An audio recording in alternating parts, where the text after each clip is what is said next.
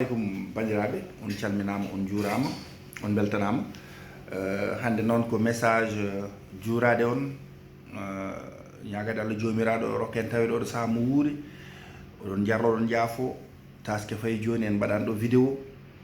Kono hande ko siftini tan bandiraɓe, surtout yaaduɓe président Macky Sall, kala bawɗomo hen ɓatade, woni mino woni goɗɗo, yo andinmo Fouta dilli.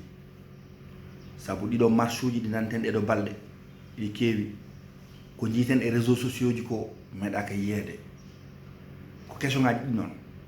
Est ce que Foutankoɓe ko heñiɓe, walla est ce que Foutankoɓe ko joni puɗɗi siftinde laamu gonka mumen?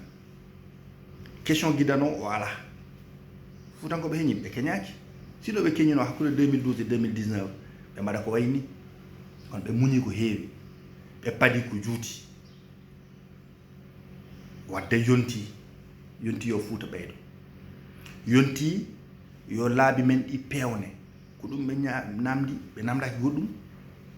Yonti yo daane maayo yi hoore mum e ɓeydade Sénégal, ko ɗum Fouta namdi.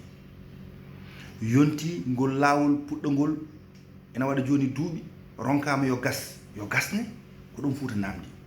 Ɗum ɗon noon wona haare opposant, wona haare mo waɗani politique, ko haare kala ɓi Sénégal. Te min mboɗo sikki président Macky Sall omo foti woɗɗoyde ni e gueɗe ɗe, omo foti wirtade ko Fouta namtomo hande ko.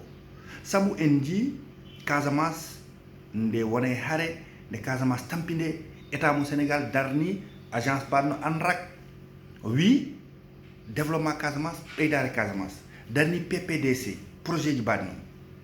Fouta hande eɗen jogui mataw Prodam pour département Matam, développement mum, kono eɗen poti dañde projet ji ɓurɗo yajde Prodam yo waɗe pour région mo Matam, région mo Saint-Louis, région mo Tambacounda, par ce que enen Fouta en memi hay région mo Tambacounda.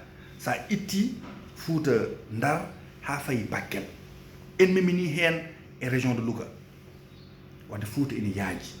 Mboɗo sikki hande ko wayno programme uji d'urgence pour le développement du Fouta ene foti wawde darnede.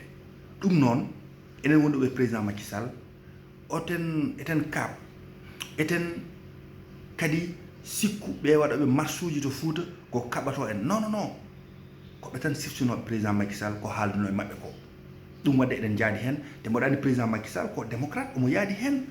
Te kadi no Fouta waɗirta marche uji mum ni ina yooɗi, ina feewi, ala ƴettoje, ala duko, ala haala bonka. Ɗum yen jettir ɗum Allah. Wadde bandiraɓe, yen jokku golle, yen ciftin président Macky Sall. Fouta ina fadamo e ko heewi, ko point ngaji kewɗi goni toon, ko caɗele kewɗe goni toon. Ko ɗum ɗon kadi firtani enen Foutankoɓe eɗen jaggi président Macky Sall ko enen tan gollanta. Sabu Sénégal ko leydi ganduɗa ko sous-développé, kala to memɗa ko urgence, kala région mo memɗa ina sohli président Macky Sall, ina sohli golle makko. Ko wadde yen ɓeydu darde nde, yen ɓeydu golle ɗe ha yeeso ko lawol so weeli Allah.